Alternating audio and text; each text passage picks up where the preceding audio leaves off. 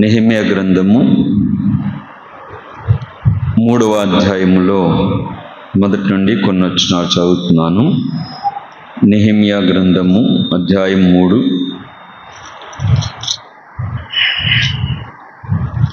మొదటి నుండి కొన్ని వచనాలు చదువుతున్నాను.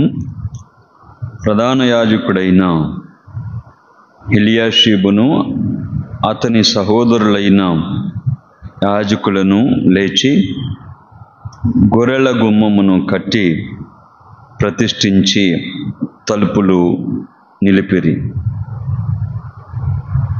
హమ్మేయ గోపురం వరకు, హనన్యేలు గోపురం వరకు ప్రాకారమును కట్టి ప్రతిష్ఠించిరి.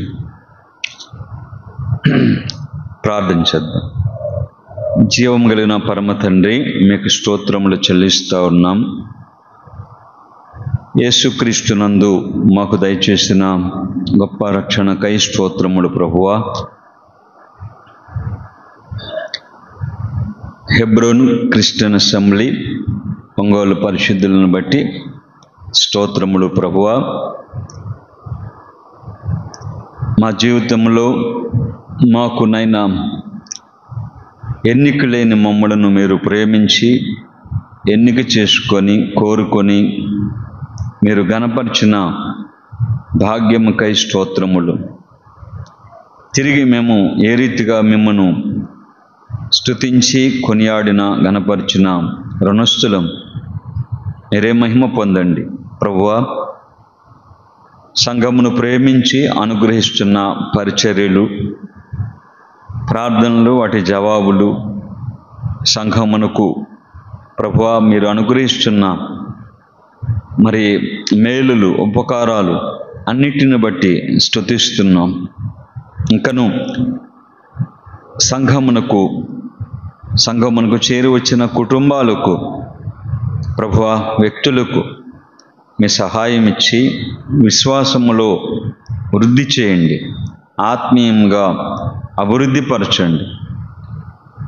సంఘము దేవుని భయముతో, క్రీస్తునందలి సమాధానముతో, పరిశుద్ధ ఆత్మీయందలి ఆనందముతో క్షమాభివృద్ధి పొందుటకు సహాయం చేయండి. అల్పుడు నేను నాకు సారిసారిగా సంఘము ద్వారా మీరు ఇస్తున్న పరిచర్యకై స్తుతిస్తున్నాం. చదవబడిన లేఖనాలను దీవించమని, మా అందరికీ మేలు కలిగించండి, మీకు మాత్రమే మహిమ కలిగించమని ప్రభువైన యేసుక్రీస్తు వారి నామమున స్తోత్రాలు చెల్లించి వేడుకుంటున్నాం పరమ తండ్రి. ఆమేన్. ప్రియులారా, దేవుని వాక్యములో నెహెమ్యా గ్రంథములో 3వ అధ్యాయము మొదటి వచనాన్ని మనం చదువుకున్నాము. రాత్రి చాలామంది రాలేదు కనుక నెహెమ్యా గ్రంథములో మొదటి అధ్యాయము 2వ అధ్యాయములో అక్కడక్కడ కొన్ని తలంపులను మరి వినటానికి ప్రభువు సహాయం చేశారు. బబులోను దేశంలో ఉన్న నెహెమ్యా మరి యూదా దేశంలో నుండి అతని సహోదరుడు కొందరు యూదులు వచ్చినప్పుడు యెరూషలేము గురించి, శేషించిన వారి క్షేమ సమాచారం గురించి అడిగినప్పుడు వారు చెప్పింది ఏంటంటే, వారు బహుగా శ్రమ నింద పొందుచున్నారు, యెరూషలేము ప్రాకారం పడద్రోయబడింది, దాని గుమ్మాలు అగ్ని చేత కాల్చబడ్డాయని చెప్పినప్పుడు ఆ నెహెమ్యా విన్నప్పుడు దుఃఖముతో ఉపవాసం ఉండి దేవునికి ప్రార్థన చేశాడు. ఆకాశమందలి దేవునికి ప్రార్థన చేశాడు. ప్రార్థనలో ఉన్న 4 విషయాలను రాత్రి మనం జ్ఞాపకం చేసుకున్నాం. మొదటి అధ్యాయంలో ప్రార్థిస్తున్న నెహెమ్యాని చూసాం అన్నమాట. ప్రార్థనలో ఉన్న 4 విషయాలు ఏంటంటే, ప్రార్థన ప్రారంభించగానే అవసరాలు చెప్పేవాడుగా లేడు. దేవుని ఔన్నత్యాన్ని, గొప్పతనాన్ని కొనియాడే నెహెమ్యా కనబడుతూ ఉన్నాడు ప్రార్థనలో. అలాగే వాళ్ళ ఆరాధన స్తుతుల్లో కూడా మనం ప్రభు యొక్క గొప్పతనాన్ని కొనియాడాలి. ప్రార్థనలో ఆయన గొప్పతనాన్ని జ్ఞాపకం చేసుకోవాలి. అది ప్రార్థన ద్వారా వెళ్ళాలి, ఆరాధనలో స్తుతి ద్వారా వెళ్ళాలి. కొంచెం ఆ డిఫరెన్స్ మనం గమనించుదాం. తర్వాత రెండవది, వాగ్దానాలను జ్ఞాపకం చేస్తూ ప్రార్థన చేశాడు. దేవుడు మర్చిపోయేవాడు కాదు. మోషే చేసిన ప్రార్థనలో, సొలొమోను చేసిన ప్రార్థనలో ఉన్న ఆ వాగ్దానాలను జ్ఞాపకం చేసుకుంటూ ప్రార్థన చేశాడు. మూడోది, పాపములను ఒప్పుకుంటూ ప్రార్థన చేశాడు. ప్రార్థనలో మన అతిక్రమాలను దేవుని ఎదుట ఒప్పుకోవాలి. నాలుగవదిగా, ప్రార్థనలో అంశం ఏంటంటే, ఈ మనుషుడు నా యందు దయ చూపించినట్లుగా అన్నాడు. అంటే రాజు, అర్థహస్త రాజు ఆయన నెహెమ్యా ఎడల దయ చూపించాలి. అది ప్రార్థన యొక్క సారాంశం. చాలా పెద్ద ప్రార్థన, ఎక్కువ దినాలు ప్రార్థించాడు. మరి 2వ అధ్యాయంలో ప్రార్థనలకు జవాబు పొందిన నెహెమ్యా మనకు కనపడ్డాడు. రాజు సెలవిచ్చాడు. రాజు మరి నది దాటించినట్లుగా రథాలను, సేనలను, అధిపతులను ఇచ్చాడు. రాజు ఆ పనికి కావలసిన మ్రాణులను, సమస్త సామాగ్రిని ఇచ్చినట్లుగా తాకీదులు ఇచ్చాడు.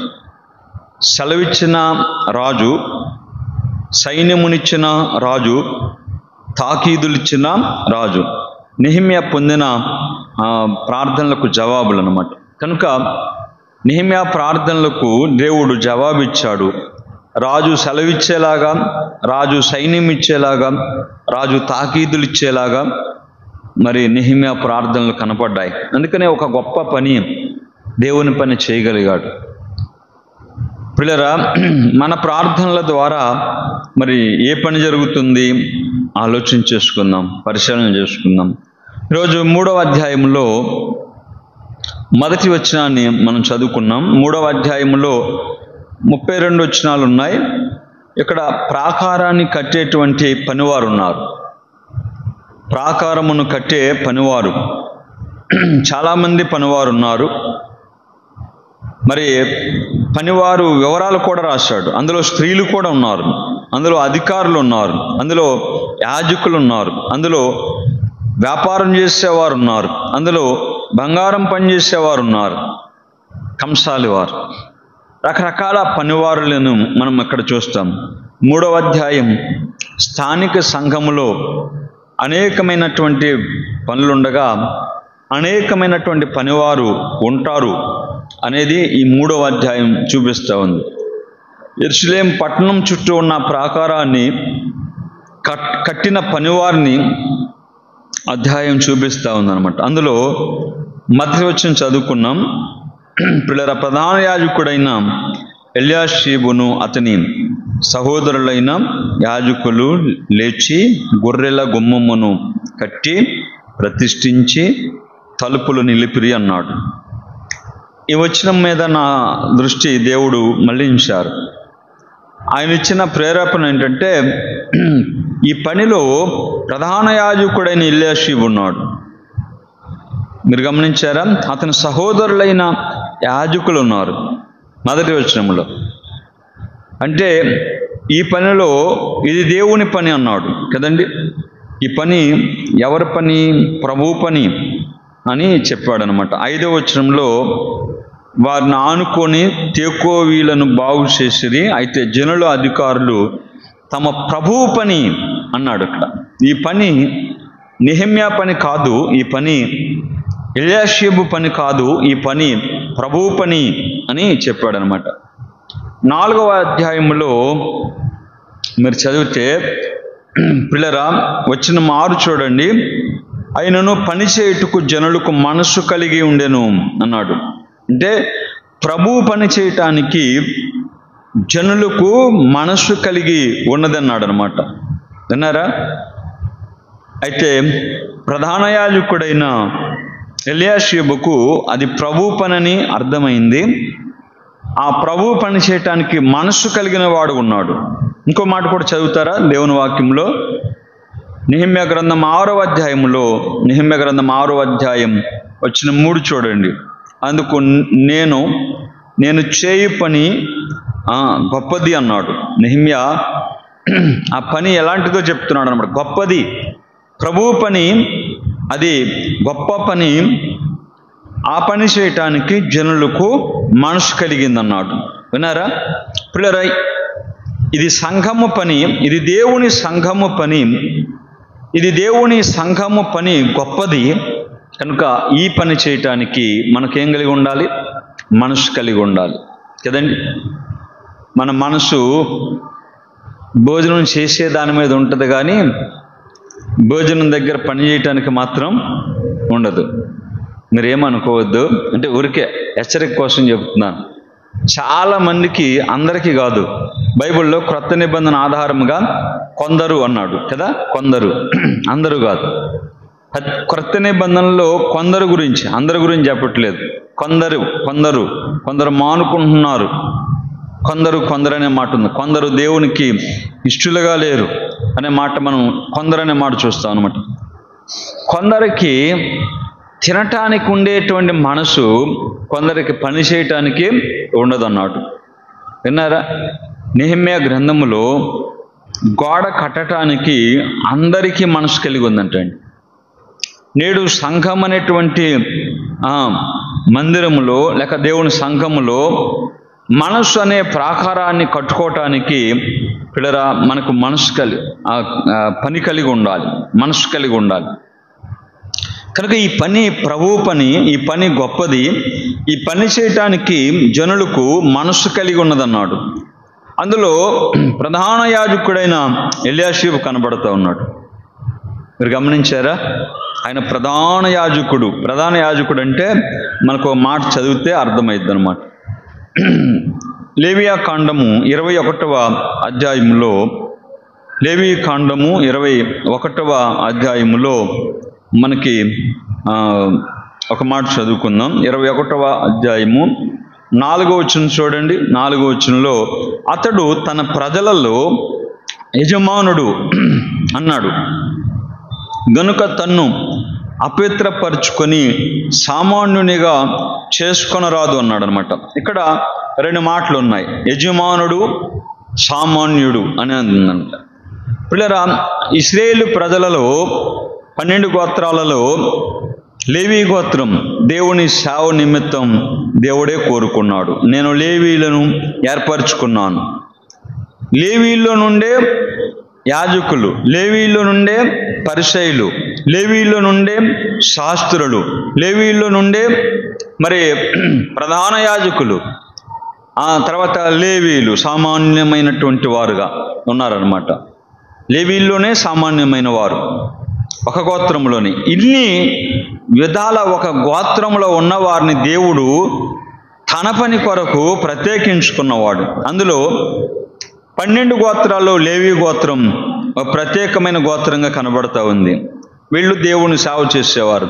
లేవీ గోత్రములో చాలా రకాల పనివారు ఉన్నారు. అందులో ప్రధాన యాజకుడు ఏమన్నాడు ఆయన గురించి? 4వ వచనంలో, తన ప్రజలలో యజమానుడు అన్నాడు.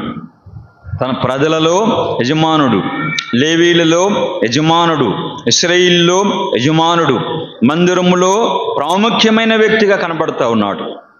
మందిరములో దేవుడు ముఖ్యుడు, ప్రధానుడు. అయితే మనుషుల్లో సేవ చేసేవారిలో ఇక్కడ ప్రధాన యాజకుని యొక్క ఉన్నతమైన స్థితిని చూపిస్తూ ఉందన్నమాట. మీరు గమనించాలి. తన ప్రజలలో యజమానుడు అన్నాడు. ఇప్పుడు నెహెమ్యా గ్రంథములో ఆ ప్రధాన యాజకుడు ఎల్యాషీబు, ఆ కాలంలో, నెహెమ్యా కాలంలో పిల్లరా ప్రధాన యాజకత్వాన్ని మరి ఎల్యాషీబు కలిగి ఉన్నాడు. లేవీ గోత్రములో ఎల్యాషీబు కలిగి ఉన్నాడు అన్నాడుగా హెబ్రీ పత్రికలో. యాజకులు ఎల్లప్పుడూ ఉండ తరము కాదు. అహరోను లేడు, వెళ్ళిపోయాడు, మొదటగా నియమించబడ్డవాడు. తర్వాత ఆయన కుమారులు ఎలియాజరు, ఇతమారులు వాళ్ళు కూడా వెళ్ళిపోయారు. ప్రధాన యాజకులు ఎల్లప్పుడూ ఉండ సాధ్యము కాని చేత వారు తరములో వారు చేసి వారు వెళ్ళిపోగా తర్వాత మరొక ప్రధాన యాజకుడు నియమించబడుతున్నాడు అని హెబ్రీ పత్రిక చెప్తా ఉన్నాడు. అలాగైతే ఇప్పుడు నెహెమ్యా కాలంలో ఎల్యాషీబుని ప్రధాన యాజకుడిగా దేవుడే ఆ వరుసలో నియమించాడు, దేవుని చేత నియమించబడ్డాడు. మీరు ఇప్పుడు లేవీ కాండం 21వ అధ్యాయంలో తన ప్రజలలో యజమానుడు. నెహెమ్యా గ్రంథం 3వ అధ్యాయం 1వ వచనంలో ప్రధాన యాజకుడైన ఎల్యాషీబు ఒక పనివాడుగా కనబడుతూ ఉన్నాడు. గోడగట్టే పనివాడు, నెహెమ్యాతో కలిసి పనిచేస్తున్న ఒక పనివాడు, తన సహోదరులైన యాజకులతో కలిసి పనిచేస్తున్న ఒక పనివాడు. యజమానుడు పనివాడయ్యాడు కదండి. తన ప్రజలలో యజమానుడు గొప్పవాడు. ఆయనకు ఒక అంగీ ఉంది, ఆయనకు ఒక తలపాగా ఉంది, ఆయనకు ఒక నడికట్టు ఉంది, ఆయనకు ఒక ప్రత్యేకమైన సేవ ఉంది. ఆయన ఒక్కడ మాత్రమే అతి పరిశుద్ధ స్థలములోనికి వెళ్ళగలిగే అర్హత ఉన్నవాడు. అన్ని గొప్ప లక్షణాలు కలిగిన అధికారం కలిగిన వాడు. ఆయన కనుసైగలోనే మందిరం పరిచర్య జరగాలి, ఆయన ఆజ్ఞాపిస్తేనే జరగాలి, అంతటి అధికారి ఇప్పుడు ఒక పనివాడిగా కనపడుతున్నాడు. ఒకవేళ నిన్ను నన్ను కూడా ఉద్యోగంలో ఒక ఉన్నతమైన స్థితిలో ఉంచాడేమో, ఒకవేళ ధనవంతుడిగా ఉంచాడేమో, ఒకవేళ మరి భూస్వామిగా ఉంచాడేమో, ఒకవేళ లోకములో ఒక ఉన్నతమైన స్థితి ఇచ్చాడేమో కదండి. ఒక అధికారిగా, ఒక ఆఫీసర్గా, ఒక ఉద్యోగిగా, ఒక వ్యాపారిగా, ఏదో ఒక స్థితిని ఇచ్చాడు. మీరు గమనించారా? మరి దేవుని సంఘములోనికి వచ్చేటప్పుడు మీరు బాగా ఆలోచన చేయండి. ఒక పోలీస్ ఆఫీసర్ ఉన్నారు, ఆయన డ్యూటీకి వెళ్ళేటప్పుడు డ్రెస్ వేసుకెళ్తాడు. ఒక డాక్టర్ గారు ఉన్నారు, ఆయన డ్యూటీకి వెళ్ళేటప్పుడు చెప్పండి డ్రెస్ వేసుకుంటాడు, వైట్ డ్రెస్. ఒక లాయర్ గారు ఉన్నారు, ఆయన డ్యూటీకి వెళ్ళేటప్పుడు డ్రెస్ వేసుకుంటాడు కదా. ఒక కలెక్టర్ గారు, ఇలా రకరకాలుగా వారి ఉద్యోగ స్థితులను బట్టి వారి రూపాలు, వారి డ్రెస్ కనపడతాయి. మరి సంఘానికి వచ్చేటప్పుడు ఏ డ్రెస్ ఉండదు కదా. నల్ల డ్రెస్ ఉండదు, తెల్ల డ్రెస్ ఉండదు, చెప్పండి కాకి డ్రెస్ ఉండదు, లేక అధికారం కలిగినటువంటి టోపీలు ఏమి అక్కడ కనపడవు. మనమంతా రాజులైన యాజక సమూహం, దేవుని పిల్లలం, దేవుని సన్నిధిలో సమానం కదండి. వరాలు వేరు, వాడుకోవటం వేరు, పిలుపులు వేరు. నేను వాడుకోలేక పోట్ల సన్నిధికి వస్తే, ఆరాధన చేస్తే, స్తుతులు చెల్లించేటప్పుడు మనమందరం సమానంగా ప్రభువుని స్తుతిస్తూ ఉంటాం. మరి దేవుని పనికొచ్చేసరికి నేను ఫలానా అని ఆ హోదా ఏమన్నా చూపిస్తున్నావా? నాకున్న అధికారం ఇది అని చూపిస్తున్నావా? ప్రియరా, దేవుని దాసులు భక్సింగ్ గారు గొప్ప దైవజనుడు, దేవుని చేతిలో బలంగా వాడబడినవాడు. ఆయన మీటింగ్స్ పెడితే మరుగుదొడ్డులు కడిగేవాడంటండి. అందరూ తల పని తీసుకుంటే ఆయన ఒక పని ఎన్నుకునేవాడంట, లెటర్స్ కడిగేవాడంట, శుభ్రపరిచేవాడంట. 3 దినాలు నాకు ఈ పని కావాలని కోరుకునేవాడంటండి. ఆయన్ని చూసి తర్వాత మీటింగ్స్లో ఒక ఐఏఎస్ ఆఫీసర్స్, ఒక గొప్ప గొప్ప ఉద్యోగస్తులు ముందే బుక్ చేసుకునేవారంట. ఏంటి, పాటలు పాడతానండి, 3 రోజులు డ్రమ్ము కొడతానండి, టీ అందిస్తానండి, సేవకుల రూమ్లో పని చేస్తానండి, ఇవన్నీ చేయాలి, చేయొద్దని కాదు. కానీ కనపడే పరిచర్య కోరుకునేవారు ఉన్నారు. లెట్రిన్స్ బాత్రూమ్స్ అంటే అవి కనపడేది కాదు, పైగా దాన్ని కొంచెం బ్యాడ్ స్మెల్ వస్తుంది, మనం అందరికి ఇష్టం ఉండేది కాదు. అందరూ విసర్జన చేస్తారు కానీ అందరూ శుభ్రపరచడానికి ఇష్టపడరు. కానీ ఆ పని గొప్ప గొప్ప ఆఫీసర్స్ కోరుకున్నారంటండి. ఒక మాదిరి దైవజనుడు చూపిస్తే దాన్ని పాటించిన వారు కనపడతా ఉన్నారు. ఇక్కడ కూడా చూడండి, ప్రధాన యాజకుడైన ఎల్యాషీబు గోడ కడతాకు వస్తే ఇప్పుడు యాజకులు కదండి, ప్రధాన యాజకుడు వేరు, యాజకులు వేరు, వాళ్ళ స్థానం వేరు. ఇప్పుడు ఏం చేశారు, మేము వస్తాం అన్నట్లుగా ఆ ప్రధాన యాజకుడు ముందుకు బయలుదేరితే ఆ వెనక యాజకులు వచ్చినట్లుగా కనపడతా ఉంది. ఉందా మాదిరి? పిల్లరా, నేను నిలబడితే 3 రోజులు చక్కగా వాక్యం చెప్తానండి, నాకు ఎక్కడే పర్మనెంటు, ఇదే స్థానం అనుకోవద్దు సుమా. దేవుడు నీ చేతికిచ్చిన ఏ పనైనా వెళ్తా ఉన్నావా, అక్కడ ఏదైనా తుక్కు లాంటిది, చెత్త లాంటిది కనపడిందా, వంగి తీసి చెత్తబొట్టులో వేసే వంగే నడుము కావాలి. ఇది దేవుని మన్నిదనం, ఇది దేవుని పని, ఇది పరిశుభ్రంగా ఉండాలి అని వచ్చి అది అని చెప్పేవాళ్ళు కాదు కదా. కనపడింది తీసి బుట్టలో వేసే ఒక వంగే నడుము కావాలి. నిలబడదాం, ప్రభు ఇస్తాడు, స్థానం ఇస్తాడు, స్థితి ఇస్తాడు, హెచ్చిస్తాడు. పిల్లరా వాడుకుంటాడు. అయితే అది మనకు అడ్డు రాకూడదు, అది మనకి దేవుని పని చేయటానికి అడ్డు రాకూడదు. ఇందులో మన ప్రభువే మాదిరి. చెప్పండి, ఆయన ఆకాశ మహాకాశం పట్టజాలిన దేవుడు. ఆయనకు పైగా ఎవరున్నారు? ఆయనకంటే గొప్పవాడు ఎవరున్నారు? ఆయన మించిన వాడు ఎవరున్నారు? పిల్లరా, దేవుళ్ళలో కానీ, దేవతల్లో కానీ, మనుషుల్లో కానీ, రాజుల్లో కానీ, యాజకుల్లో కానీ, ప్రపంచంలో ఆయన మించిన వారు ఎవరు చెప్పండి? ఆయనే దిగి వచ్చాడు, ఆయనే తగ్గించుకుని వచ్చాడు, ఆయనే నడానికి తువాలు కట్టుకున్నాడు, ఆయనే వంగిపోయాడు, మనుషుల పాదముల మీదకి వంగిపోయాడు కదా పిల్లరా. మాత్రమే కాదు, ఈ భూలోకం నుంచి పరలోకానికి దాటి వెళ్ళటానికి ఆయన నడుమును వంచాడు, దారిగా చేశాడు. వెళ్ళండి, నేనే మార్గం, వెళ్ళండి, ఎక్కడి నుండి అక్కడికి దాటి వెళ్ళిపోండి, తండ్రి వద్దకు వెళ్ళండి అన్నట్టుగా తను తాను తగ్గించుకున్న ఆ ప్రభువు మనకు కనబడుతూ ఉన్నాడు. ప్రియ సోదరి, ప్రియ సోదరుడా, మనం ఒక మాదిరిగా ఇది ముందే మనం చదివాము, ఇది ప్రభు పని, ఇది గొప్ప పని, ఈ పని చేయటానికి నీకు మనసుందా? యాజకుడని ఎలీషాని అడగండి. ఆయన ఏమయ్యా మందిరం వదిలిపెట్టి ఎక్కడికి వచ్చావంటే, గోడ కడతాకు వచ్చావంటే ఏమంటాడు? గోడ కూడా ప్రభు పనే, నా పని నేను చేస్తా, కానీ ఇది కూడా ప్రభు పని. ఒక అధికారులు ప్రభు పని చేస్తున్నప్పుడు, బంగారు వ్యాపారం చేసేవారు ప్రభు పని చేస్తున్నప్పుడు, వర్తకులు ప్రభు పని చేసేటప్పుడు, అధికారులు ప్రభు పని చేసేటప్పుడు నేను కూడా చేయాలన్నట్టుగా ఆ మనసు ప్రధాన యాజకుడైన ఎలీషా మనసు ప్రభు పని మీద ఉందండి. నీ మనసు ఎక్కడుంది? ఒక ఆయన అన్నాడు, ఎలా తప్పించుకోవాలి ఈ పని అని ఆలోచన చేస్తున్నాడంట. ఏ పని? ఈ కూటమి ఎలా తప్పించుకోవాలి, ఈ ప్రార్థన ఎలా తప్పించుకోవాలి, ఈ పరిచర్య ఎలా తప్పించుకోవాలి? ఆ మనసులో ఆలోచనలండి. షాకులు చెప్పే మనుషులు కదా, షాకులు చెప్పే మనుషులు. మాకు ఫ్యాక్టరీ ఉంది, షుగర్ ఫ్యాక్టరీ, అంటే మాకు కదండి, తాడువాయిలో.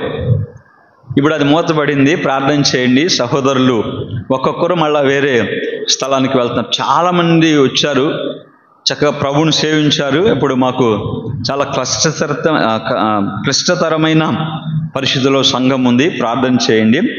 వారి కుటుంబాలుగా మరి ఇక్కడే మందిరానికి వస్తూ గృహాలు కట్టుకున్నారు. ఇవిలోపు అది మూతపడింది. ఈ సంవత్సరమే వేరు వేరు ఫ్యాక్టరీస్కి వెళ్ళారు.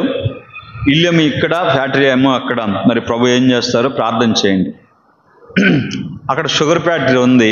ఆయనకి చాలా ఫ్యాక్టరీలు ఉన్నాయి. ఆయన పేరు హరిశ్చంద్ర ప్రసాద్ గారు అని, గొప్ప వ్యక్తి అనమాట, చాలా మంచివారు అని చెప్తారనమాట.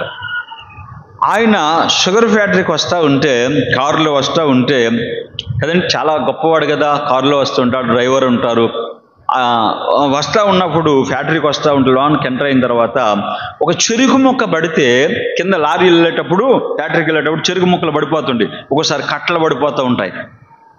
ఆయన ఒక చెరుకు ముక్కను చూసి కారు ఆపమని ఆపి ఆయనే స్వయంగా వెళ్ళి ఆ చెరుకు ముక్కను తీసుకొని కారులో వేసుకొని ఆ చెరుకాడే కస్టర్ దగ్గరికి వెళ్ళి ఆ ట్రక్కులో వేసి వస్తాడంటండి. మళ్ళీ ఎవరికి ఇవ్వడం, మళ్ళా డ్రైవర్ని, ఆ ముక్కలు 2 ఏరు తీసుకెళ్ళి ఆ ట్రక్కులో వేయి, తర్వాత అక్కడికి వెళ్ళి ఆ ట్రక్కులో పడి అంటే చేస్తాడు డ్రైవర్. ఇంకా పక్కనున్న గొప్ప గొప్ప వాళ్ళు ఎవరేం చేస్తారు, ఎందుకంటే దానికి యజమానుడు. ఆ మాట విన్నప్పుడు, భక్ష్యం గారు చేసిన ఆ పరిచర్య ఉన్నప్పుడు, అన్యుడైనటువంటి హరిశ్చంద్ర ప్రసాద్ గారు ప్రభునే నమ్మలేదు. ఆయన దేవుడు అన్యులను కూడా దీవిస్తాడనేది మన బైబిల్ సత్యం చెప్తుంది. పిల్లల, ఎవరిలోనైనా మనం మాదిరి తీసుకోవచ్చు కదండి. ఎవరిలో నుంచి అయినా మనం మాదిరి విషయాలు ఎవరిలో నుంచి అయినా తీసుకోవచ్చు. పిల్లరా, ఆలోచన. ఒక ప్రధాన యాజకుడై ఉండి కూడా, నేను రాత్రి మీకు కొన్ని విషయాలు చెప్పాము, ఎంతమంది గుర్తుందో. నెహెమ్యా ప్రార్థన ఏం చేసింది? ప్రార్థన చేయకముందు నీడలో ఉన్నాడు, ప్రార్థన చేస్తే ఎక్కడికి వచ్చాడు? మీరు అవన్నీ రాసిస్తారా ఒకసారి? నేను ఎన్ని చెప్పానో అవన్నీ రాసిస్తే కరెక్ట్గా చెప్పినవన్నీ రాసేవాళ్ళు. లాస్ట్లో మాటలు అనమాట. కోటలో ఉన్న నెహెమ్యా ప్రార్థన చేయకముందు, ప్రార్థన చేశాక యెరూషలేములో ఉన్న నెహెమ్యా, మొత్తం రాసిస్తే మీకు స్పాట్లో కేజీ బంగారం వరప్రసాద్ గారు ఇస్తారు. ఏమైనా తగ్గితే 1/2 కేజీ నాకే ఉండి, మళ్ళీ అట్టే ఇవ్వకండి. నైట్ 12 గంటలకి బస్సు. అర్థమైందా? మనకి గుర్తుంటాయి అంటారా? కష్టమే కదండి, ఇలాంటి గుర్తు కష్టమే. కనుక ప్రియులారా, దేవుని వాక్యములో మందిరంలో ఉండే యాజకుడు ఇప్పుడు ఎక్కడికి వచ్చాడు చెప్పండి? ఎండలో ప్రాకారం దగ్గరికి వచ్చాడు. మందిరంలో ఆయన కనుసైగా ఎట్లా చేస్తే అందరూ చెప్పండి ఏమవుతారు? టకటక పని చేస్తారు. ఆయనకి ఏమో ఇబ్బంది ఏం లేదు. కానీ ఇప్పుడు కనుసైగ చేయడు. ఏం చేస్తాడు? ఆ రాయి పట్టుకుంటాడు, అందరితో పాటు అక్కడ పెట్టాలంటే పెడతాడు, మొయ్యాలంటే మోస్తాడు, తెమ్మంటే తెస్తాడు ఎండలో. విన్నారా? దీనికి జీతం ఉంది. రాత్రి కూడా మనం విన్నాం కదా, కోటలో ఉంటే రాజు జీతం ఇస్తాడు, ప్రాకారం దగ్గర ఉంటే ప్రభు జీతం ఇస్తాడు. కోటలో ఉండే జీతం క్షయమైపోయేది, ప్రభు ఇచ్చే జీతము ఏమండి చెప్పండి? అక్షయమైన జీతం కదండి, అక్షయమైనది. పిల్లలు ఆలోచన చేయండి. తర్వాత తలంపుగా దేవుని వాక్యములో 3వ అధ్యాయం చూడండి, మొదటి వచనం. ప్రధాన యాజకుడైన ఎల్యాషీబు అతని సహోదరులైన యాజకులను లేచి గొర్రెల గుమ్మమును కట్టి అన్నాడు, ప్రతిష్ఠ చేసి తలుపులు నిలిపారన్నాడు. విన్నారా? ఇక్కడ ప్రధాన యాజకుడైన ఎల్యాషీబు, రెండవది యాజకులను, అతని సహోదరులైన యాజకులను అన్నాడు. వారు కలిసి పనిచేస్తున్నారండి. ఒక పనిలో చెప్పండి, అధికారం అడ్డు రావట్లేదు, ఆ స్థానం అడ్డు రావట్లేదు, వారు కలిసి పనిచేస్తున్నారు. యాజకులు, ప్రధాన యాజకులు కలిసి పనిచేస్తున్నారు. ప్రాకారం యొక్క పని కలిసి పనిచేస్తున్నారు. ప్రభువు పని మనం కలిసి చేసేది. గాయకుల, వర్తమానికుల, పరిచారకుల, ప్రార్థన చేసేవారా, వాయిద్యాలు వాయించేవారా, ఇదంతా కూడా ఎవరి పని వాళ్ళదే. కానీ మనం కలిసి పని చేయాలి కదండి. పాట డ్రమ్ములో కలపాలి, లేక డ్రమ్ము పాటలో కలపాలి అంటారు కదా. కలపాలా వద్దా? నా డ్రమ్ము నేనే కొట్టుకుంటా, నా పాట నేనే పాడతానంటే ఇక్కడ ఎవరు వింటాం? నా వర్తమానం నేనే చెప్పుకుంటా, నా పని నేనే చేస్తానంటే ఎలా కుదురుద్ది కదండి. కనుక అందరం కలిసి, ఒకరు పని చేస్తుండగా ఆ పనిలో మనం కలిసి, ఆ మనస్సు కలిపి, ఆ మాట కలిపి, మనమందరం కలిసి కదా. ఆయన అన్నాడు, ఆ స్పీడ్ మీద చెప్తా కలిసి పనిచేస్తున్నారని చెప్తా లా తీసేశాడంట. మీరు చెప్పాలి, ఏం తీసేశాడు? లా తీసేస్తే ఏమైద్ది? కసిగా కదండి, కసిగా పనిచేస్తున్నారండి అన్నాడంట. ఇప్పుడు కాపురాలు, భార్యాభర్తలు ఎలా చేస్తున్నారంటే, అన్యోన్యంగా చేయవలసింది కసిగా, ఆరాధన అన్యోన్యంగా చేయవలసింది చెప్పండి కసిగా, సువార్త అన్యోన్యంగా సహవాసంగా చేయవలసింది ఎలా చేస్తున్నారు? కసిగా. పిల్లలు చాలా కసంతా లోన పెట్టుకొని చెప్పండి ఏం చేసేస్తున్నాం? ఆరాధన చేసేస్తున్నాం, పాటలు పాడేస్తున్నాం, ప్రార్థన చేసేస్తున్నాం, వర్తమానాలు చెప్పేస్తున్నాం, కలిసి ఉండాలని చెప్పేస్తున్నాం కదా. పిల్లలు ఆలోచించండి. ఒక ప్రధాన యాజకుడు ఎల్యాషీబు, అతని సహోదరులు లేచి అన్నాడు. అంటే వారు కలిసి, లేచి అనే దగ్గర వారు కలిసి ఆ పని చేస్తున్నారు కదండి. పిల్లల కలిసి పనిచేసేటువంటి అనుభవాలు మీరు కావాలంటే చూడండి. దేవుని వాక్యములో, దైవ గ్రంథములో రాజుల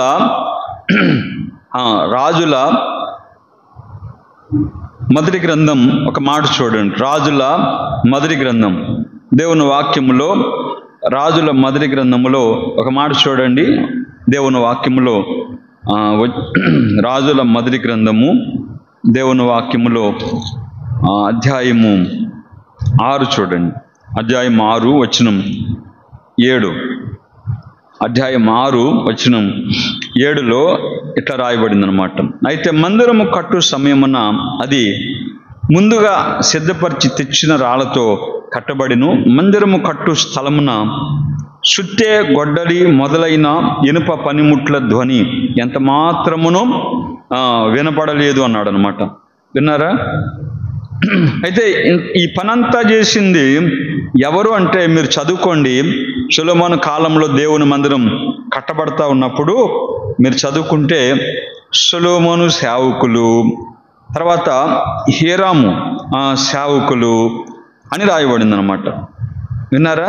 దేవుని వాక్యములో ఒకటి సొలొమోను సేవకులు, రెండోదిగా చెప్పండి హీరాము యొక్క సేవకుడు. హీరాము అంటే అన్యరాజు అనమాట. హీరాము అన్యరాజు, సొలొమోను దేవుడు ఏర్పాటు చేసుకున్న కోరుకున్న రాజు అనమాట. ఒక అన్యరాజు సేవకులు, ఒక దేవుని పిల్లల సేవకులు, సొలొమోను యొక్క సేవకులు కలిసి పనిచేశారంట. కలిసి పనిచేశారు. మనం ఎవరు?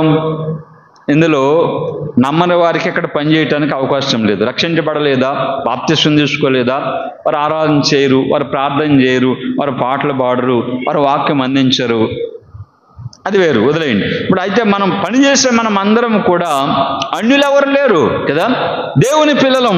దేవుని పిల్లలం. మరి దేవుని పిల్లలం, యేసు రక్తంలో కడగబడిన వారం, ఒకే ఆత్మ మనలో ఉన్నాడు, ఒకే బోధ సత్యంలో మనం ఉన్నాం. మరి మనం కలిసి పని చేయగలుగుతున్నామా?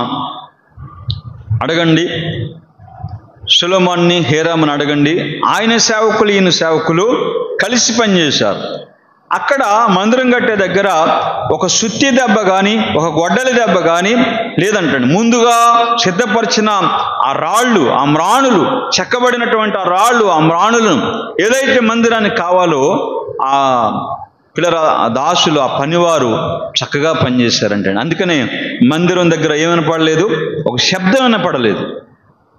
ఈనాడు మందిరాల్లో ఏమనపడతా ఉన్నాయి? శబ్దాలు కదా, శబ్దాలు. సంఘాల్లో శబ్దాలు, రకరకాల శబ్దాలు, సన్నుగుడు శబ్దాలు. పిల్లలు ఆలోచించండి. కలిసి నెమ్మదిగా, ఏ విధమైనటువంటి తొందరలు లేకుండా నెమ్మదిగా ఉండవలసిన స్థలములో వినకూడనే వింటున్నాం. ఒక మాట చదువుతారా దేవుని వాక్యంలో?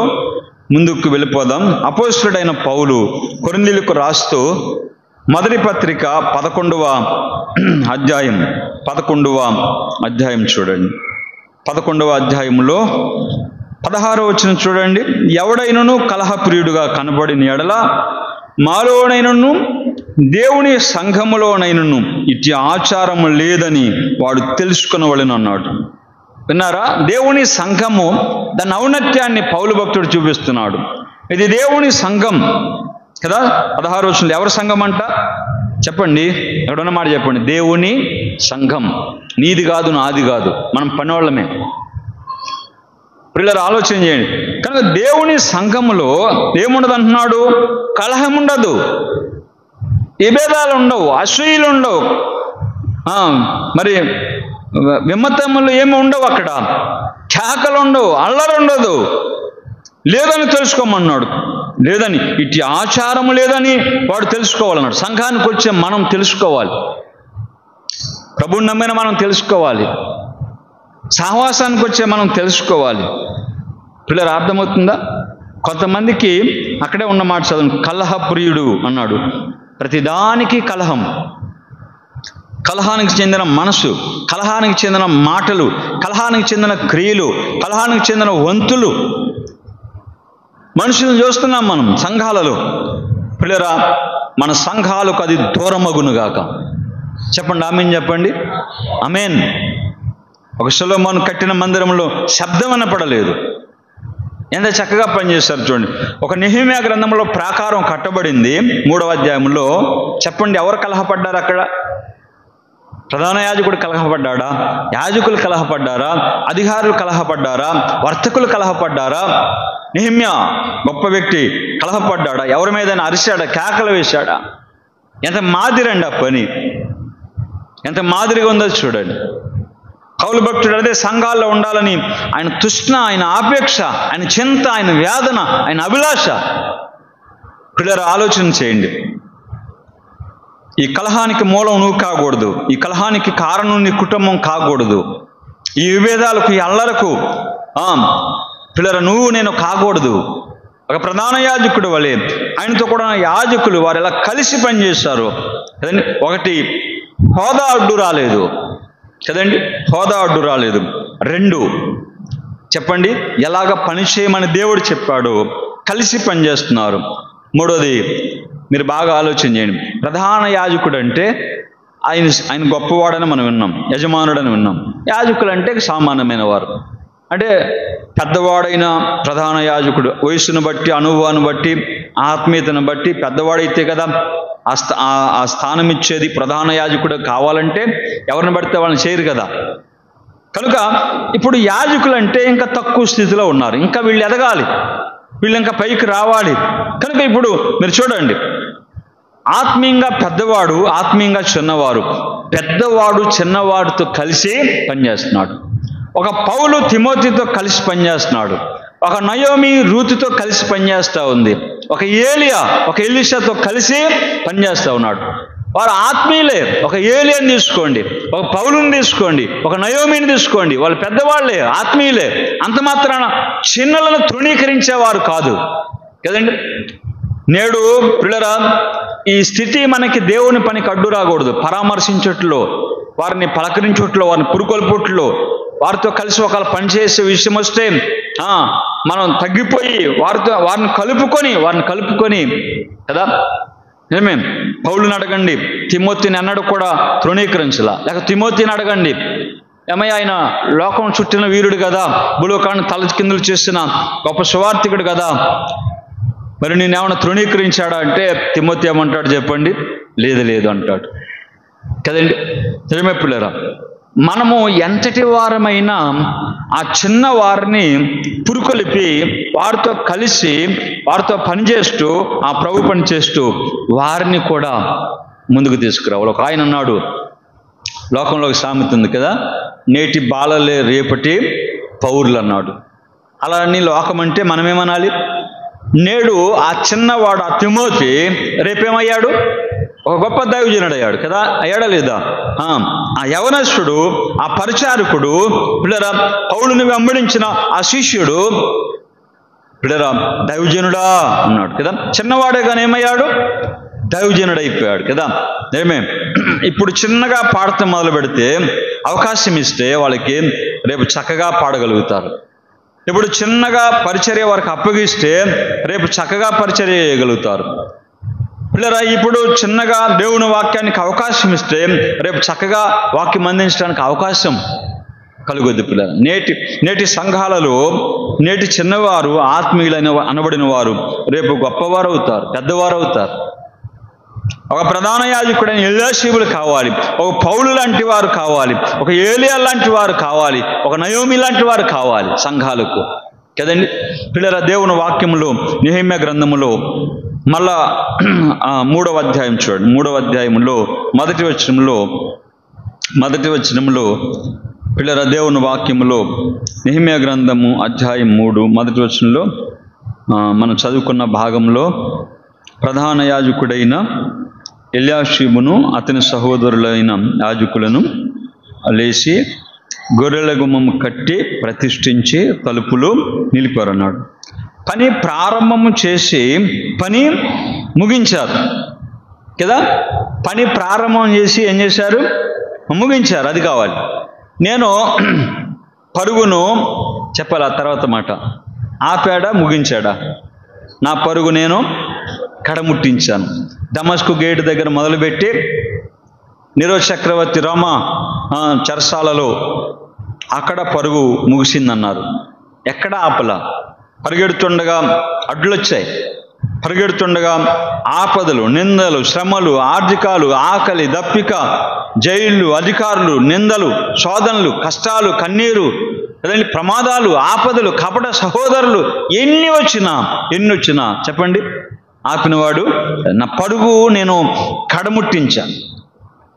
పరిగెట్టడం ప్రారంభించాడు దమస్కు గేటు దగ్గర, ఆ రోమాలో, ఆ చెరసాలలో, నీరో చక్రవర్తి దగ్గర పిల్లరా ఆపాడు.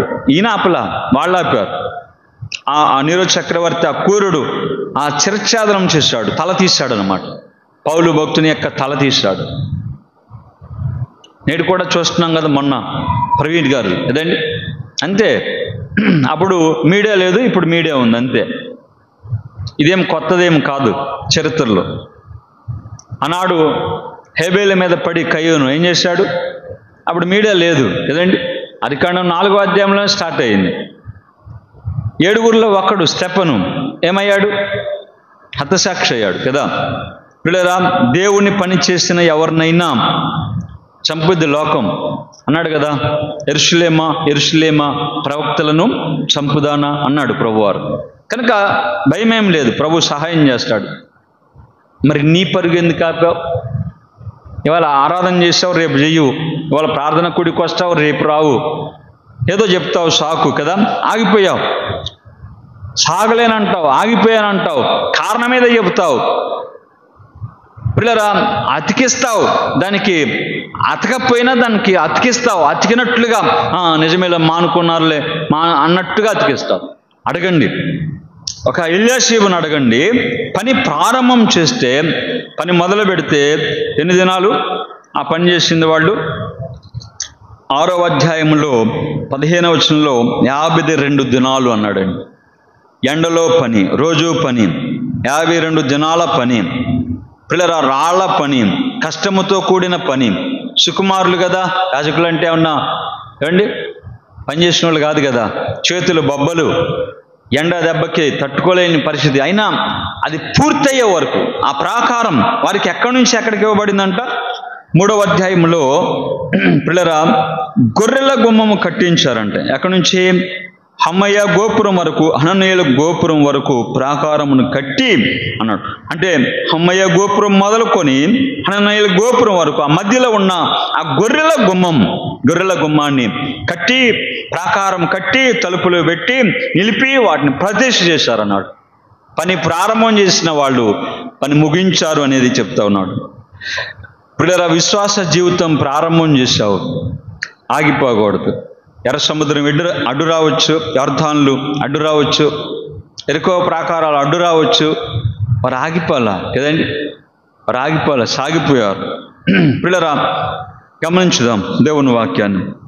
తర్వాత చూడండి, దేవుని వాక్యంలో 3వ అధ్యాయం 1వ వచనం. ప్రధాన యాజకుడైన ఎల్యాషీబు మాడబట్టుకోండి. ఆయన పేరు ఎల్యాషీబు అని ఉందన్నమాట. ఆయన పేరు ఎల్యాషీబు. దానికి అర్థం ఏంటంటే ఇలా చెప్పారండి. ఏం చెప్పారంటే, యెహోవా మరలా కట్టును, దేవుడు మరలా కట్టును, లేక దేవుడు తిరిగి కట్టును, యెహోవా తిరిగి కట్టును. పేరేంటి? ఎల్యాషీబు. అర్థం ఏంటి? యెహోవా మరలా కట్టును. మరలా కట్టునంటే ఇప్పుడు ఎల్యాషీబు పేరేమో మరలా కట్టును. ఎల్యాషీబు కట్టేదేంటి? మరలా కడుతున్నాడు. ఒకరు కట్టారు, ఒకరు పడగొట్టారు, ఇప్పుడు మరలా ఎల్యాషీబు కడతా ఉన్నాడు. విన్నారా పిల్లరా? కట్టింది ఎవరు? సొలొమోను. ఈ ప్రాకారాలు, ఈ పట్టణాలు కట్టింది పిల్లరా దేవుడు. సొలొమోనుకు యుద్ధాలు లేకుండా సమాధానం అనుగ్రహించి, మరి ఏం చేయాలయ్యా 40 సంవత్సరాలంటే కట్టు అన్నాడు దేవుడు. మందిరం కట్టు, పట్టణాలు కట్టు, ప్రాకారాలు కట్టు కదా. ఆయన పని ఏంటి? కడతమే ఆయన పని. దావీదు పని ఏంటి చెప్పండి? ఈ మోయాబీయుల మీదకి, ఎదోమీయుల మీదకి, అమ్మోనీయుల మీదకి, ఫిలిస్తీన్ల మీదకి, వాళ్ళ మీదకి, వీళ్ళ మీదకి పోవటమే ఆయన పని. ఈయన పని ఏమో యుద్ధాలు చేసే పని. ఈయన పని ఏంటి చెప్పండి? కట్టే పని అన్నమాట. దేవుడు ఎవరికే పని ఇస్తాడో మనకు తెలియదు. దేవుడు కోరుకున్నాడు, నా కుమారుడు సొలొమోను, దావీదు కుమారులు ఒక్కడిని నేను కోరుకున్నానన్నాడు. ఆయనే మందిరం కట్టాడు, ఆయనే నగరాలు కట్టాడు, ఆయనే పట్టణాలు కట్టాడు, ఆయనే ప్రాకారాలు కట్టాడు. చదువుతారా? దినవృత్తాంతముల మొదటి గ్రంథం, 2వ గ్రంథం, క్షమించండి, దినవృత్తాంతముల 2వ గ్రంథం 8వ అధ్యాయం చూడండి. మీరు అధ్యాయం అంతా చదువుకోండి తీరిక సమయంలో.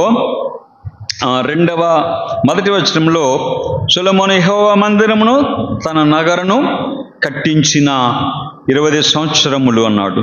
తర్వాత 2వ వచనంలో సొలొమోను కట్టించిన పట్టణాలు వచనం మీరు తర్వాత చదువుకోండి. 4 వచనం చదువుకోండి. ఆఖరిలో పట్టణాలన్నింటినీ, ప్రాకారాలన్నింటినీ కట్టించాడంట. 5వ వచనం ఆఖరిలో చూడండి. అడ్డ గౌనులు, అడ్డ గడుల గల ప్రాకారములుగా కట్టించున్నాడు. 6వ వచనం ఆఖరిలో చూడండి. మరియు యెరూషలేమునందును లెబానోనందు తాను 7 దేశములన్నిటి యందును ప్రాకారపురములుగా కట్టింపబడనని తాను ఉద్దేశించిన పట్టణములన్నిటినీ సొలొమోను. ఈయన పని ఏంటి చెప్పండి? కడతమే. పట్టణాలు కట్టాడు, నగరాలు కట్టాడు, మందిరం కట్టాడు, ప్రాకారాలు కట్టాడు. పిల్లరా గుర్రాలకు, రథాలకు, రౌతులకు కూడా, వాటికి కూడా ప్రాకారాలు కట్టాడు. ప్రాకారము శత్రువు చొరబడకుండా ఉండటానికి భద్రత కల్పించేదని దేవుని వాక్యం చెప్తా ఉంది. కదండి. యోబు ఇంటి చుట్టూ ఏమేశాడంట దేవుడు? వెళ్ళటానికి రోజు ప్రయత్నం చేశాడు ఒక ఆయన. ఎవరు? అపవాది. ప్రాకారం ఉంది కాబట్టి ఏం చేయలేకపోయాడు? వెళ్ళలేకపోయాడు. ప్రాకారం ఎంత విలువైందో చూడండి. ఎలీషా కాలంలో ఒకడు కళ్ళు నలుపుకుంటే బయటకు వస్తే సిరియానులు రథాలు రౌతుల చేత వచ్చి పట్టుకుపోవటానికి వచ్చారు. ఎరికాకేశాడు. అయ్యో ఏలిన వాడా అన్నాడు. నువ్వు పొద్దుటే కళ్ళు నలుపుకొస్తే జీవితంలో రోజంతా ఎరికాకలు వేయాలి. కళ్ళు నలుపుకుంటూ రావద్దు. కళ్ళు మూసుకొని ప్రభు దగ్గర ప్రార్థన చేద్దాం. ప్రార్థన చేస్తే బయటికి రా. ఎలీషా లోపల ఉన్నాడు, పనివాడు బయటకు వచ్చాడు. ఎలీషా గదిలో ఉన్నాడు, పనివాడు బయటకు వచ్చాడు. ఎరికాకలు అయిపోతే ఏం చేస్తాం? నువ్వు లేవగానే బయటకు రాకు, దయచేసి లేవగానే పేపర్ పట్టుకోకు, లేవగానే ఏదో పుస్తకం పట్టుకోకు, లేవగానే పని చేయకు, లేవగానే ఎక్కడికో వెళ్ళిపోవడానికి ప్రయత్నం చేయకు. నీకు జీవం ఇచ్చి కళ్ళు తెరిచావంటే దేవుడు జీవం ఇచ్చాడు, ఆయుష్ ఇచ్చాడు, ఆరోగ్యం ఇచ్చాడు, నీ ఆయుష్ కాలాన్ని పొడిగించాడు. కళ్ళు మూయి. కళ్ళు తెరిచావు కదా, కళ్ళు మూసి ప్రభు దగ్గర కళ్ళు తెరువు. నీ జీవితంలో ఏం భయం ఉండదు. కళ్ళు మూసుకున్నవాడు ప్రాకారాన్ని చూస్తున్నాడు, కళ్ళు తెరిచిన వాడు సిరియాలను చూస్తున్నాడు కదా. అంతే కదా. ఎరికాకేసిన పనివాడు ఎవరిని చూస్తున్నాడు? సిరియానులు వాళ్ళ సైన్యాన్ని చూస్తున్నాడు. కళ్ళు మూసుకుని ఉన్నవాడు ఎవరిని చూస్తున్నాడు? దేవుని రథాలను, దేవుని ప్రాకారాన్ని, దేవుని కాపుదల చూస్తున్నాడు. నీ ప్రార్థన నీకు కాపుదల, విన్నారా? నీ విశ్వాసం నీకు కాపుదల, నీ భక్తి. యోబు ఇంటి చుట్టూ భక్తిపరుడు, భయభక్తులు కలిగిన నీ భక్తి నీకు కాపుదల ఉండాలి. ఎలీషా ప్రార్థన దేవుని కాపుదల. విన్నారా? పిల్లలు ఆలోచన చేయండి. కనుక ఇంత మంచి ప్రాకారాలు కట్టాడు సొలొమోను. కట్టింది సొలొమోను, పడగొట్టింది ఎవరు? బబులోను రాజు కదా. నెబుకద్నెజరు వచ్చాడు, చుట్టుముట్టాడు, ప్రాకారాలు పడగొట్టాడు, మందిరాన్ని కాల్చాడు, పట్టణాలు కాల్చాడు, గొప్ప గొప్ప ఇళ్ళన్నీ కాల్చేశాడు. విలాప వాక్యములు మీరు చదువుకోండి. ప్రాకారముల యొక్క ఆ గోడను లాగి అన్నాడు. చదువుతారా? ప్రాకారములను పడగొట్టిన నా బబులోను రాజు నెబుకద్నెజరు రాజు అని చెప్పాడు. కారణం ఏంటి? యోధా ప్రజల పాపం కదండి. యోధా ప్రజల పాపం, మందిరం కాల్చబడింది. యోధా ప్రజల పాపం, పట్టణం పట్టబడింది. యోధా ప్రజల పాపం, ప్రాకారం పడగొట్టబడింది. యోధా ప్రజల పాపం దాసత్వానికి దారితీసింది. నీ పాపం దేనికి దారితీస్తుందో చూసుకో అమ్మా. అయ్యా, విలాప వాక్యములు అధ్యాయం 5 లేక అధ్యాయము 2 విలాప వాక్యములు అధ్యాయము 2 వచనం 8 చూడండి. సియోను కుమారు యొక్క ప్రాకారములను పాడు చేటుకు యెహోవా ఉద్దేశించెను, నాశనం చేటుకు తన చెయ్యి వెనుకకు తీయక ఆయన కొలనోళ్ళు సాగలాగినున్నాడు. ప్రహరియు ప్రాకారమును దీని గుర్చి మూలుగుచున్నవి, అవి ఏకరీతిగా క్షీణించున్నవి అన్నాడు. వృత్తాంతముల 2 ఆఖరి అధ్యాయం మీ తీర్పు సమయంలో చదువుకోండి. బబులోను రాజే వచ్చాడు, వాటన్నిటిని కాల్చాడు, పడగొట్టాడు అని దేవుని వాక్యం చెప్తా ఉంది. 70 సంవత్సరాలు పడిపోయింది ప్రాకారం కదండి. నీ మనసు, నా మనసు ఎన్ని సంవత్సరాలు అయింది పడిపోయి? ప్రార్థన విషయంలో పడిపోయిందా? ఆత్మీయత విషయంలో పడిపోయిందా? భక్తి విషయంలో పడిపోయిందా? ఇచ్చే విషయంలో పడిపోయిందా? సాహస విషయంలో పడిపోయిందా? యథార్థత విషయంలో పడిపోయిందా? దైవ కార్యాల విషయాల్లో పడిపోయిందా? ఎక్కడ పడిపోయింది నీ మనసు? ఎప్పుడు పడిపోయింది? అడగండి. నెహెమ్యాను అడగండి, ప్రధాన యాజకుడైన ఎల్యాషీబుని అడగండి, ఎంతకాలం అయిపోయింది పడిపోయి అంటే 70 ఏండ్లు. 70 ఏండ్లు అయిపోయింది. సొలొమోను కట్టిన ఆ ప్రాకారము బబులోను రాజు వచ్చి దేవుడు సెలవివ్వగా, దేవుడే వాటిని పాడు చేయడానికి ఇష్టపడగా రాజుకు సెలవుగా వచ్చి పడగొట్టాడు. ఎంతకాలం? 70 ఏండ్లు. ప్రాకారం అనే మనసు. రాత్రి విన్నాం కదా సామెతలు 25 ఆఖరి వచనంలో, ప్రాకారం లేని పురము పాడైపోద్ది అన్నాడు. తన మనసును అణుచుకోలేని వాడు కూడా అంతే. నీ మనసు పాడైపోతే మనిషి పాడైపోతావు. జాగ్రత్త. ఆత్మీయత పాడైపోద్ది. ఎంతకాలం అయింది పడిపోయి? మనసు పడిపోయి. మనిషి బాగానే ఉన్నావులే, మనిషి బాగానే ఉన్నాం, తెల్ల చొక్కా కదండి, మంచి హెయిర్ క్రాపు, అట్లా పై రూపానికి బాగానే ఉంటాం. బైబిల్ ఉంటుంది చేతిలో, రాగాలు ఉంటాయి, నోట్లో బోధలు ఉంటాయి. ఇవి కాదు ఆయన కోరుకున్నది. హృదయం యథార్థమైన హృదయం. ఎలా రావాలన్నాడు దేవుని సన్నిధికి ఈ రోజున? ఎలా ప్రభువుని సేవించాలి? ఆ మనసు పాడు చేసుకొని కదా, హృదయం అనే దాన్ని పాడు చేసుకొని, హృదయం దేవునికి దూరంగా ఉండి మనుషులు దేవుని బల్లకు దగ్గరగా ఉంటే, ఏమండి, పరిచర్యకు దగ్గరగా ఉంటే, హృదయం ఎక్కడో ఉంది, పరిచర్యకు దగ్గరగా ఉన్నాం, బల్లకు దగ్గరగా ఉన్నాం, గానాలకు దగ్గరగా ఉన్నాం, ఉపయోగం ఏముంది? పిల్లలు ఆలోచన చేయండి. ఎల్యాషీబు మరలా కడుతున్నాడు. చెప్పండి, ఎల్యాషీబు అంటే యెహోవా తిరిగి కట్టును, యెహోవా తిరిగి కట్టును, లేక మరలా కట్టును. తిరిగి కట్టడం, మరలా కట్టడం. పిల్లరా, పడిపోయిన దాన్ని మరలా కట్టడం. ఎల్యాషీబు మరలా కడుతున్నాడు. నిజమే. మరి మనం కట్టుకోవద్దా? మీరు చూడండి, దేవుని వాక్యములో, దైవ గ్రంథంలో, రాజుల రెండో గ్రంథం క్షమించండి, మొదటి గ్రంథం, రాజుల మొదటి గ్రంథం అధ్యాయము, రాజుల మొదటి గ్రంథం 18వ అధ్యాయములో 30వ వచనం చూడండి. 30వ వచనం, అప్పుడు ఏలియా నా దగ్గరకు రండని జనులందరితో చెప్పగా జనులందరూ అతని దగ్గరికి వచ్చిరి. అతడు క్రింద పడద్రోయబడి ఉన్న యెహోవా బలిపీఠమును బాగు చేసి, యెహోవా వాక్కు ప్రత్యక్షమై నీ నామం ఇశ్రాయేలుగునని వాగ్దానం నొందిన యాకోబు సంతతి గోత్రముల లెక్క చొప్పున 12 రాళ్లను తీసుకొని అన్నాడు. విన్నారా? ఏలి ఇక్కడ బలిపీఠాన్ని కడుతున్నట్టుగా ఉంది. కానీ ఏమైంది అంతకుముందు? క్రింద పడద్రోయబడి ఉన్న యెహోవా బలిపీఠం పడిపోయింది, పడద్రోశారు. ఇశ్రాయేలు ప్రజలు 10 గోత్రాల వారు భ్రష్టులయ్యారు. రాజులు మంచోళ్ళు లేరు, అధికారులు మంచోళ్ళు లేరు, విగ్రహారాధికులయ్యారు. దేవుని విసర్జించారు, మందిరాన్ని విసర్జించారు, వాక్యాన్ని విసర్జించారు, దేవుని సేవకులను విసర్జించారు, పడద్రోశారు సేవని. బలిపీఠం పడిపోయింది. వారి మధ్య బలిపీఠం బాగాలేదు, దేవునికి చోటు లేదు. కానీ ఏలియా చెప్పండి ఏం చేస్తున్నాడు? మరలా కడుతున్నాడు. యాకోబు యొక్క 12 గోత్రముల లెక్క చెప్పిన 12 రాళ్లను తీసుకొని మరలా కడుతూ ఉన్నాడు. విన్నారా? మరలా కట్టేవాళ్ళు కావాలండి. ఇక్కడ దేవుని మహిమ జరిగింది. ఇక్కడ దేవుడు ఎవరో ఆ ప్రజల మధ్య తెలియపరచబడి మళ్ళా కట్టబడిన ఆ బలిపీఠం ద్వారా దేవుని ప్రత్యక్షత, దేవుని మహిమ, దేవుని ప్రభావం, దేవుని అంగీకారం కదండి. ఇదిగో దేవుడు, ఈయనే దేవుడు అని పిల్లరా ఇశ్రాయేలు ప్రజలకు తిరిగి కట్టిన బలిపీఠము ద్వారా దేవుని యొక్క ఔన్నత్యాన్ని అక్కడ చాటింపబడింది. నువ్వు తిరిగి కట్టబడితే, ఒక మాట చదువుకొని మనం ముగింపు చేద్దాం, సమయమైంది కనుక. దేవుని వాక్యంలో 1-2 మాటలు జ్ఞాపకం చేస్తాను.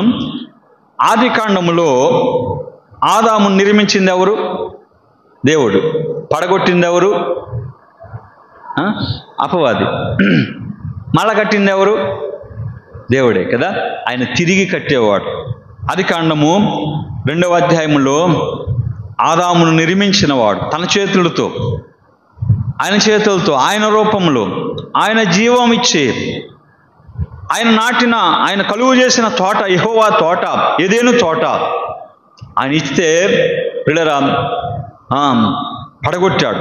అపవాది వచ్చి హవ్వని మోసపరిచి ఆ కుటుంబాన్ని, ఆ వ్యక్తులను పడగొట్టాడు కదా.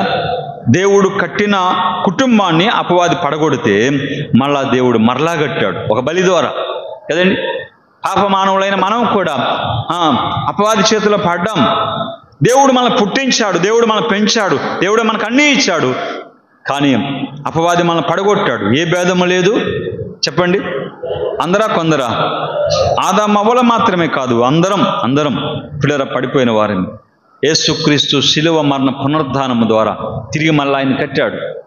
తన కుమారులుగా కట్టుకున్నాడు, కుమార్తెలుగా కట్టుకున్నాడు, సంఘముగా కట్టాడు, దేవుని పిల్లలుగా కట్టాడు, పరిశుద్ధులుగా కట్టాడు, పరలోక వారసులుగా కట్టాడు, నిత్య జీవ పాత్రులుగా ఆయన మనల్ని కట్టుకున్నాడు. పిల్లరా, ఒక మాట చదివి మనం ప్రార్థన చేసుకుందాం. ఇర్మియా గ్రంథం అధ్యాయం 8 చూడండి.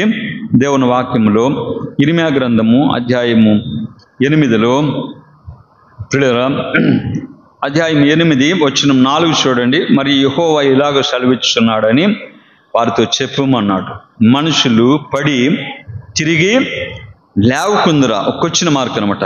తొలగిపోయిన తర్వాత మనుషులు తిరిగి రారు అన్నాడు. లేవకుందురా, తిరిగి రారా? ఏమండి, లేవకుందురా, పడిపోయావా, లేవవా, తొలగిపోయావా, తిరిగి రావా? ఆయన పిలుపండి, దేవుని పిలుపండి, దేవుని ప్రేమ అండి, దేవుని వాత్సల్యం అండి. పడిపోయిన నీ ఎడల నా ఎడల, తప్పిపోయిన నీ ఎడల నా ఎడల ఆయన తిరిగి రమ్మంటున్నాడు. ఆయన తిరిగి రమ్మంటున్నాడు. తిరిగి రారా, లేవకుందురా. ఇంకా ఎంతకాలం పడిపోయి అక్కడే ఉంటావు? ఎంతకాలం పడిపోయి అక్కడే ఉంటావు? ఎంతకాలం తప్పిపోయి తిరిగి రాకుండా ఉంటావు? ప్రభు ప్రేమను గుర్తించవా? ప్రభు పిలుపును గుర్తించవా? ఎక్కడ పడిపోయావో కదా చూసుకోమన్నాడు. నువ్వు ఏ స్థితిలోంచి పడిపోయావో దాన్ని నువ్వు జ్ఞాపకం చేసుకోమన్నాడు. ఎక్కడ తప్పిపోయావో అక్కడ మరలా తిరిగి వద్దాం. తప్పిపోయిన కుమారుడు తండ్రి వద్దకు తిరిగి వచ్చినట్లుగా తండ్రి కౌగుటిని పొందుకున్నాడు, తండ్రి ప్రేమను పొందుకున్నాడు, తండ్రి ప్రశస్త వస్త్రాలు పొందుకున్నాడు, తండ్రి విందు పొందుకున్నాడు, తండ్రి అధికారం పొందుకున్నాడు. కుమారుల్లో ఒకటిగా, శ్రేష్టమైన వాడిగా మరలా కనబడతా ఉన్నాడు. ప్రార్థన చేసుకుందాం. కళ్ళు మూసుకొని ఉండగా, తిరిగి రావా? తప్పిపోయావా? తిరిగి రా. పడిపోయావా? తిరిగి లేవాలి. అదే ఆయన కోరిక. నీతిమంతుడు 7 మార్లు పడిపోయినా ఆయన తిరిగి లేస్తారని చెప్పాడు. ఒకసారి కాదు, 2 సార్లు కాదు, నీ జీవిత కాలంలో ఎన్నిసార్లు పడిపోయినా, ఎన్నిసార్లు తప్పిపోయినా ప్రభువా అని ఒక చిన్న మాట, క్షమించయ్యా, నన్ను మన్నించయ్యా, రక్షించయ్యా. పడిపోయిన మునిగిపోయేవాడు చేయి చాపడా రక్షింపమని యోబు గ్రంథంలో చెప్పాడు. చేయి చాపవా, నోరు తెరవవా? ప్రార్థన చేసుకో. ప్రేమగలనైనా విన్న మాటలు మా అందరి హృదయంలో ఫలింప చేయండి.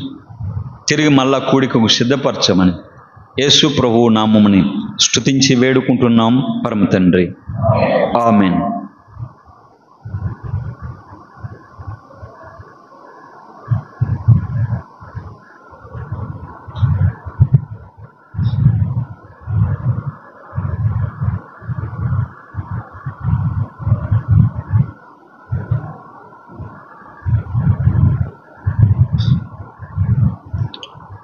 ప్రభునందు ప్రియులారా, ఎలీషీబుని గురించి చక్కని తలంపులు మనం విన్నాం.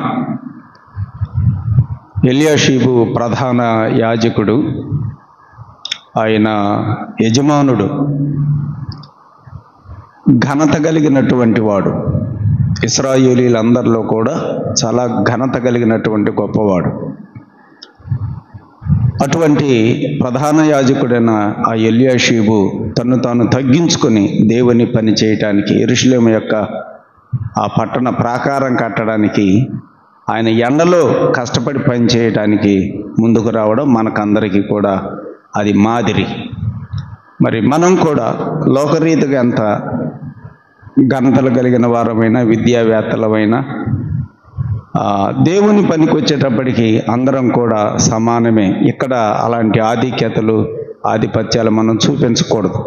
దేవుని పని ఇది అనే తలంపు కలిగి మనం కూడా ప్రభు పరిచర్యలో కష్టపడి పని చేయటానికి ఎలీషీబును మనం మాదిరిగా పెట్టుకోవడం మంచిది.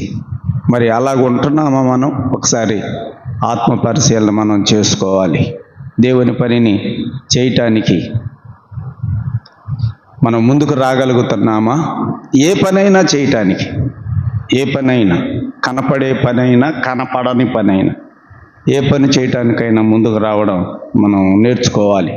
అలాగే తన సహోదరులతో, యాజకులతో కలిసి పని చేయటం. ఆయన ఉన్నతమైన స్థానం కలిగిన వాడు లోకరీతిగా, ప్రధాన యాజకుడు. మరి తోటి యాజకులు చిన్నవారు, వారితో కూడా కలిసి పని చేసేటువంటి అనుభవం కలిగిన వాడు ఎలీషీబు. కనుక ఆ చక్కని తలంపులు ఎలీషీబు జీవితంలో మనం విన్నాం. పని ప్రారంభించాడు, ముగింపు కూడా చేశాడు. ఆ గోపురాన్ని కట్టిన తర్వాత గుమ్మాన్ని కట్టి ప్రతిష్ఠ చేసి తలుపులు కట్టాడు. కనుక పని ముగింపు చేశాడు. మనం కూడా ప్రభు ఇచ్చిన పనిని ముగింపు చేయాలి. కడ వరకు కూడా ఎన్ని ఆటంకాలు వస్తాయి, శోధనలు వస్తాయి, అయినా కూడా పనిని మనం ఆపివేసే వారంగా ఉండకూడదు.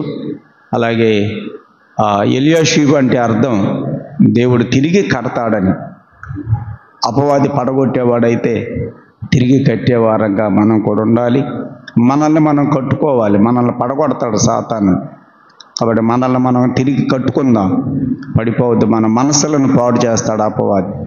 కనుక సహోదరుడా సహోదరి, ఎలియాషీబు జీవితాన్ని గురించిన తలంపులు మనం విని ఉండగా మరి ఎలాగుంటున్నాం మనం ఆత్మ పరిశీలన చేసుకోవటం మంచిది. వాక్యం విని బాగుందని చెప్పుకొని వెళ్ళిపోవటం కాదు. నీ జీవితానికి నువ్వు అప్లై చేసుకో. నా జీవితానికి నేను అన్వయించుకోవాలి వాక్యాన్ని. అప్పుడే మనకి దేవుని ఆశీర్వాదాన్ని పొందుకోగలం.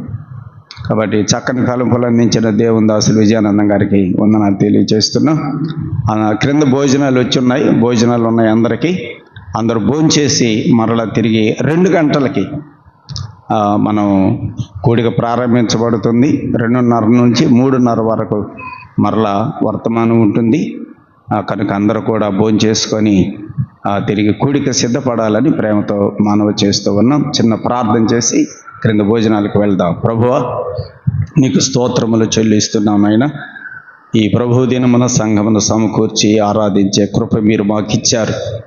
తిరుగు మీ దాసుని మీరు నిలబెట్టుకొని ఎలియాషీబు జీవితంలో అందించిన శ్రేష్టమైన ఆ తలంపులను బట్టి మీకు స్తోత్రములు చెల్లిస్తున్నాం. యజమానుడిగా ఘనత కలిగిన వాడుగా ఉన్న ఆ ప్రధాన యాజకుడు ఎండలో 52 దినాలు కష్టపడి పనిచేయటానికి ముందుకు రావటం, తోటి ఆ యాజకులతో కలిసి పని చేయటం, ఇచ్చిన పనిని ముగింపు చేయటం, పడిపోయినటువంటి ఆ ప్రాకారాన్ని తిరిగి కట్టడానికి మనసు నిలుపుకున్నవాడుగా, తన మనసును సిద్ధపరుచుకున్నవాడుగా ఆ తలంపులు మేము విని ఉండగా మేము కూడా ఎలియాషీబులాగా కష్టపడి నీ కొరకు పనిచేసే వారంగా, ఎండైనా వానైనా చలైనా ప్రభువా నీ పనిలో మమ్ములను మేము వ్యయపరుచుకునే మనసు మాకు దయచేయమని ప్రార్థన చేస్తున్నాం. మా శరీరాన్ని నీ పని కొరకై, మా ఆరోగ్యాన్ని నీ పని కొరకై ఖర్చు పెట్టగలిగే ఆ మనసు మాకు దయచేయండి.